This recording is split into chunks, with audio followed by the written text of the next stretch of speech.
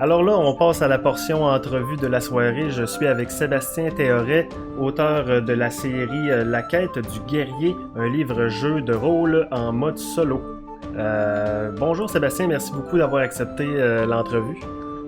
Ben, bonjour à toi aussi. Donc voilà, je te laisse faire une petite présentation, ton nom, ta ville, ton numéro Oui. d'assurance sociale. Ben, ça, mon nom est Sébastien Théoret. Je suis auteur et écrivain de littérature, jeux fantastiques. Donc, inspiré de livres dont vous êtes les héros et ainsi que Donjons et Dragons. Donc, c'est mes influences.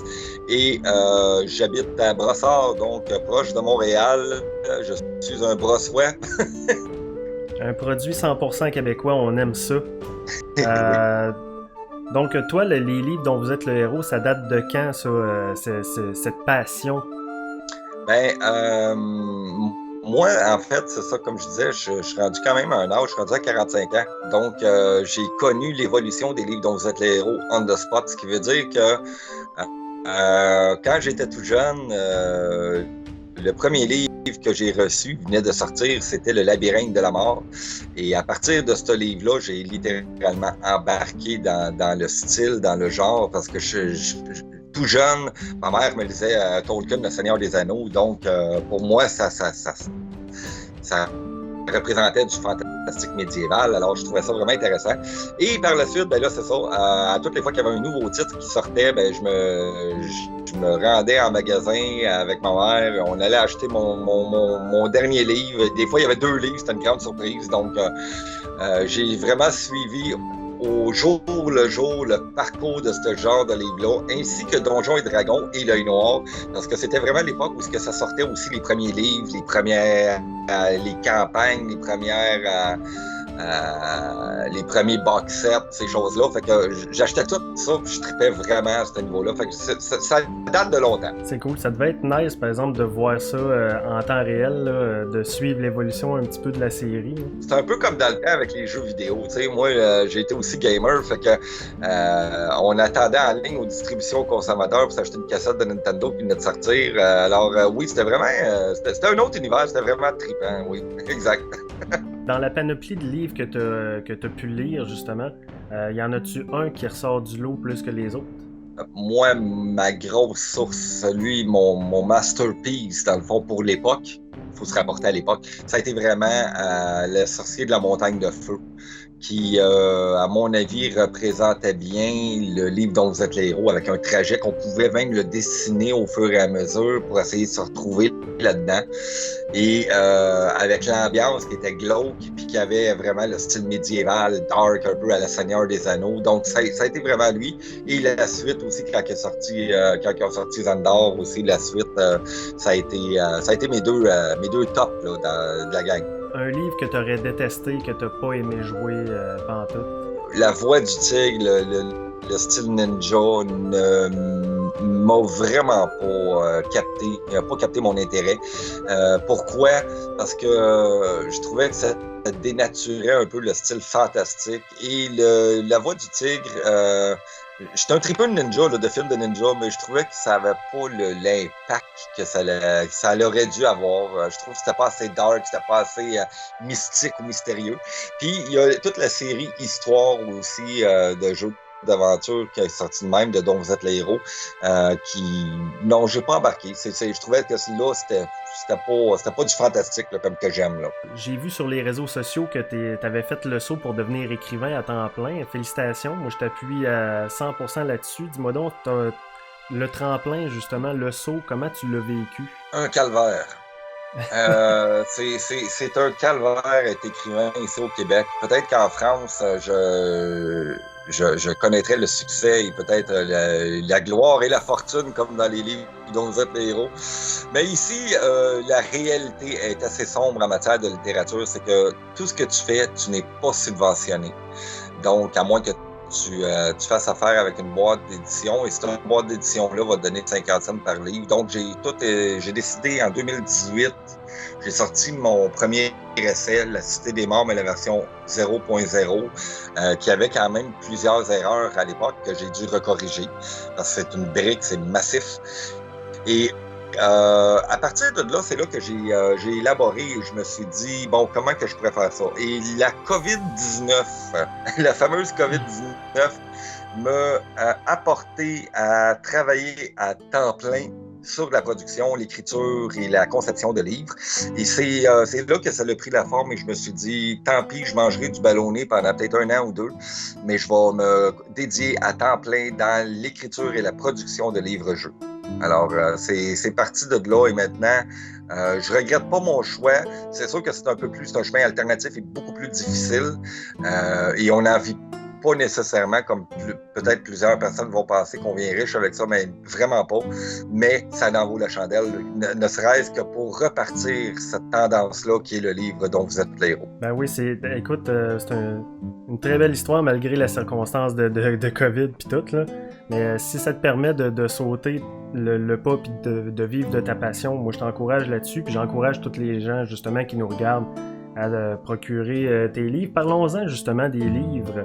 Donc là, il y a 2 volumes de sortie pour l'instant. Il y a la quête, la Cité des Morts et La Reine de Sang. Parle-moi un petit peu d'un synopsis général. Premièrement, ça fait partie, ces 2 livres-là font partie d'une série de volumes, comme tu sais, dans les livres dont vous êtes les héros, tu as défis fantastiques, il y a sorcellerie, tu as des modules. Celui-là est dans le module La quête du guerrier.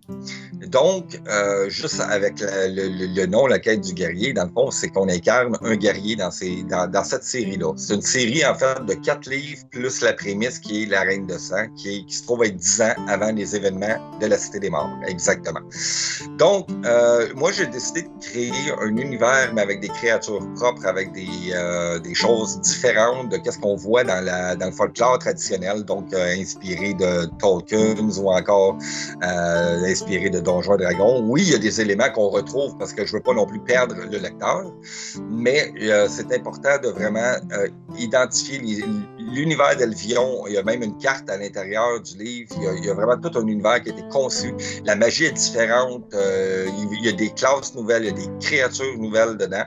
Alors, pour faire un court résumé, dans le fond, c'est que la quête du guerrier, vous incarnez un guerrier. Donc, c'est axé un peu plus sur le combat et non sur la magie.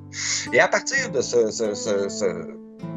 scénario-là, le guerrier, il a une évolution et on vient qu'à comprendre pourquoi il est renommé, pourquoi il est rendu puissant comme ça, pourquoi il n'a pas peur même d'un démon qui arrive devant lui, parce que il en a vu de toutes les couleurs et c'est un vrai guerrier dans le sang, c'est qu'il n'a pas peur de mourir et c'est ça que le personnage que vous incarnez, une masse brute de force, mais aussi pas si stupide que ça, parce que justement, il y a du vécu, donc il y a de la compréhension. Et à partir de là, ben c'est ça, c'est une exploration dans un univers sombre et assez étrange, merci. Dis-moi donc, le héros, est-ce qu'il y a un nom ou est-ce que c'est vraiment le personnage qu'on veut? C'est pas comme Lou Ardent, que c'est l'histoire de Lou Ardent. Lui, il n'y a pas de nom, en fait, il y en a un nom, mais on va le voir dans les Chroniques d'Elvion, qui est une autre série à part, que là, on va comprendre ses origines sur d'autres choses et on va savoir son nom. Mais pour l'instant, c'est vraiment, je veux garder ça dans le mystère. Pourquoi? Parce que justement, il y a 3 autres livres qui s'en viennent, donc le Pourchasser des ténèbres, le Retour à la Cité des Morts, qui est le dernier volume. Il y a tout un cheminement pour l'instant, mais il y a beaucoup de personnages qu'on va retrouver, puis que là, il y a des noms déjà dans le livre. Donc, ces personnages-là, même dans ces 2 livres-là, qui se passent 10 ans un après l'autre, il y a au moins 3 ou 4 personnages qu'on retrouve, qu'on fait comme « Ah, OK, c'est lui, c'est pour ça. » Donc, c'est mystérieux, mais ça va tout se dévoiler au fur et à mesure. Dis-moi donc, l'écriture d'un livre dont vous êtes le héros, là, c'est quand même spécial en ce sens que c'est pas tant linéaire, il y a des chemins alternatifs, faut un petit peu penser à tout en même temps. Comment tu abordes un petit peu un projet de cette ampleur-là? Comment tu prévois ton écriture?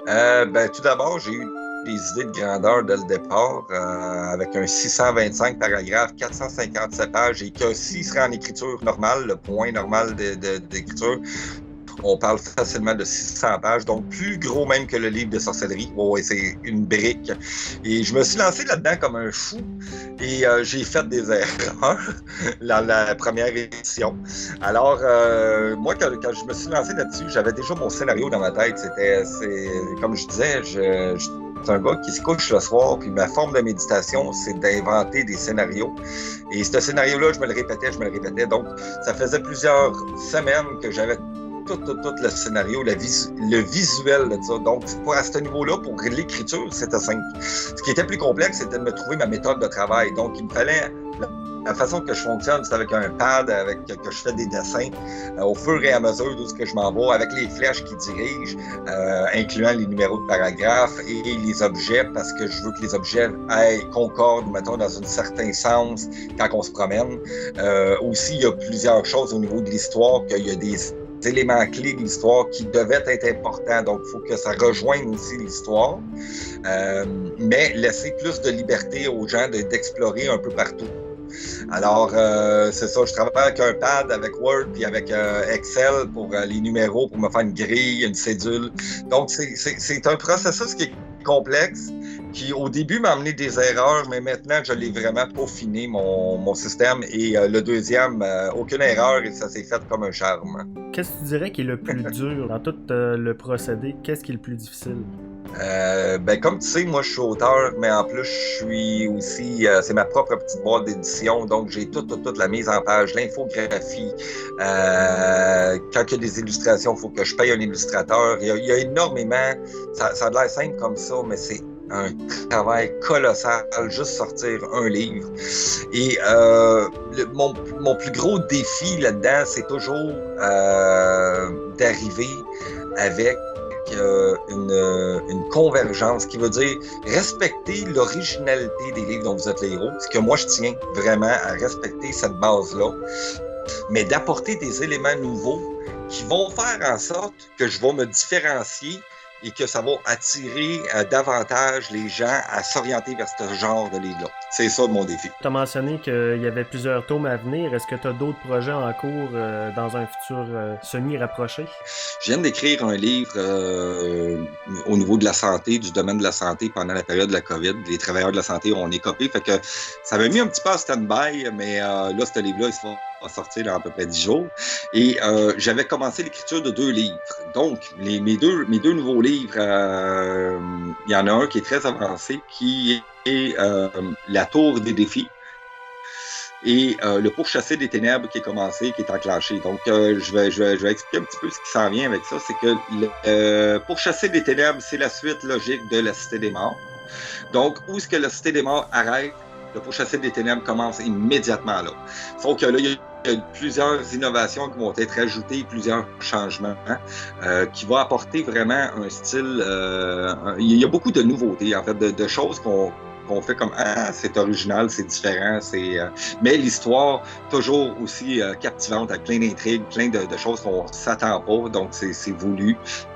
Et la Tour des défis se déroule au même instant que la Cité des morts, mais là, vous incarnez un voleur, et ce voleur-là s'est fait prendre la main dans le sac par des gardes du roi, et le roi lui offre 2 options. C'est soit tu pourris en prison ou tu t'en vas rechercher un vieux sceptre qu'un mage garde dans une tour qu'il protège. Donc, complètement de dynamique différente, peu de combats, beaucoup de tactiques, détection des pièges, désamorçage, préparer des pièges, énigmes à résoudre, des cartes à ramasser, parce qu'à la fin, le combat ça va se dérouler sur une forme de jeu de cartes. Donc, très, très, très différent, mais ça se passe en même temps. Donc, le voleur et le guerrier, tôt ou tard, vont finir par se rencontrer et s'allier. Donc, c'est ce qui s'en vient. En plus, j'ai le jeu de société Les Donjons d'Elvion que je travaille fort dessus, qui est un jeu dungeon crawler inspiré toujours du même univers, avec des personnages qui reviennent, la licoraille et tout, qui est un jeu en mode solo, comme à 4 joueurs, et que là, ben, c'est ça, c'est d'explorer des donjons, tout est random, les créatures les sous-boss, les armes à récolter, les trésors. Et l'objectif, c'est de ramasser 7 reliques, les 7 reliques maudites, pour terminer la quête. Mais vous allez voir que c'est vraiment pas facile. Donc, c'est ce qui s'en vient. Moi, j'ai eu le plaisir d'acheter les deux copies que je possède directement de toi. Les gens à la maison, comment ils peuvent se procurer tes livres? Y a-tu des points de vente ou c'est directement sur ta page? En fait, c'est ça. C'est que présentement, je marche beaucoup avec la vente directe. Ça fonctionne très bien. J'ai quelques points de vente. Donc, pour la vente directe, c'est pas compliqué. Les gens ont juste à taper sur Facebook une aventure dont vous êtes le héros. Donc, vont tomber directement sur la page. Une aventure dont vous êtes le héros, il y a énormément d'informations, même aussi comment commander les livres. Donc, une personne peut me contacter à partir de la page, me dire je suis intéressé par les livres. Je fonctionne soit par PayPal ou virement Interac. Donc, je donne les informations. Comme un exemple, la Reine de Sang, ça revient à 25 $ avec les frais de poste et tout. L'autre à 35 $. Malheureusement, il passe comme un colis, donc il est très dispendieux au niveau du shipping. C'est une brique. On n'a pas le choix. Oui, c'est ça. Fait que, à ce niveau-là, ça marche très bien. Là, c'est sûr qu'il y a eu des délais énormes à cause de la COVID et tout. Il a même fallu que j'arrête à un moment donné. Et là, j'ai vendu des PDF interactifs à place, que je vends toujours aussi si les gens les veulent en PDF interactif au coût de 10 $ chaque. Mais là, ça a repris son cours, donc c'est plus facile pour moi de faire mes envois, de recommencer à rouler. Et s'il y a des gens qui sont proches de certains magasins, comme l'Imaginaire à Québec, donc il y a plusieurs points de vente de l'Imaginaire, Joubec, qui a plusieurs points de vente aussi au Québec, à Gatineau, le Griffon Bleu, ainsi qu'à Saint-Hubert, Trois-Mânas, et j'ai d'autres endroits qui s'en viennent. J'ai 8 autres endroits qui vont être disponibles d'ici le prochain mois. Et c'est ça, je commence à vraiment faire de l'expansion au niveau des boutiques spécialisées. Super, ben on regarde ça puis on reste informé de tes projets futurs. Puis merci beaucoup d'avoir subi cette entrevue avec moi aujourd'hui, c'est bien gentil. Écoute, ça me fait plaisir. Comme je disais, le petit message que je veux vraiment partager, c'est que j'espère que les gens vont réapprécier à nouveau ce genre de littérature-là, parce que c'est à mi-chemin vraiment. C'est littéraire, mais c'est du jeu. Et ce qui est intéressant, c'est qu'ici au Québec, on commence à avoir des auteurs qui créent ce genre de livre-là. Il y a moi, mais je suis pas tout seul. Tu vas sûrement peut-être en parler dans une autre capsule, mais c'est une bonne initiative. Moi, j'espère que les gens vont redécouvrir ça, apprécier les vieux, mais apprécier aussi le nouveau style qui vient de sortir. C'est parfait. Ben justement, on va aller apprécier le nouveau style. On retourne dans le live et puis on starte l'aventure. Merci beaucoup, Sébastien. Merci, bonne soirée à vous. Bonne soirée et on retourne à l'aventure.